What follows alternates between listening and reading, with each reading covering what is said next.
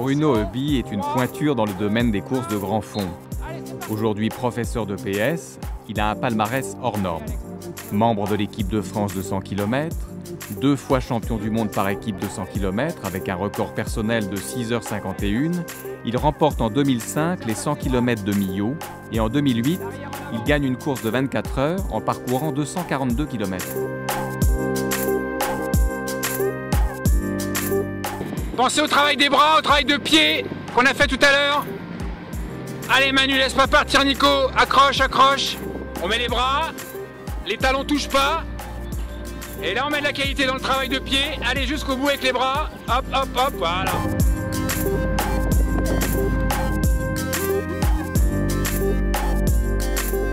Pour des débutantes, c'est vraiment très bien. Faut respecter en fait la morphologie de chacun. Pas chercher à copier une certaine longueur de foulée ou une certaine attitude. On corrige les défauts, mais la gestuelle générale, ça doit rester quelque chose de très personnel.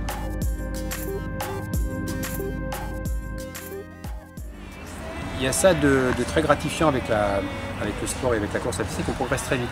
Donc si le programme est vraiment adapté, sur mesure, si on force suffisamment pour progresser, mais pas trop pour ne pas s'écœurer et se blesser, se fatiguer, on progresse vraiment très vite. C'est-à-dire qu'on voit vraiment les progrès d'une semaine sur l'autre, c'est net. Ça permet à chacun, en fonction de son niveau, de faire des petits sous-groupes. Chacun travaille à sa vitesse.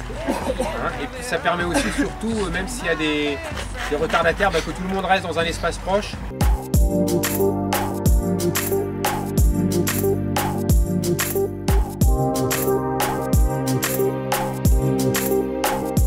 Allez, appliquez-vous sur le placement, les bras dans l'axe, voilà.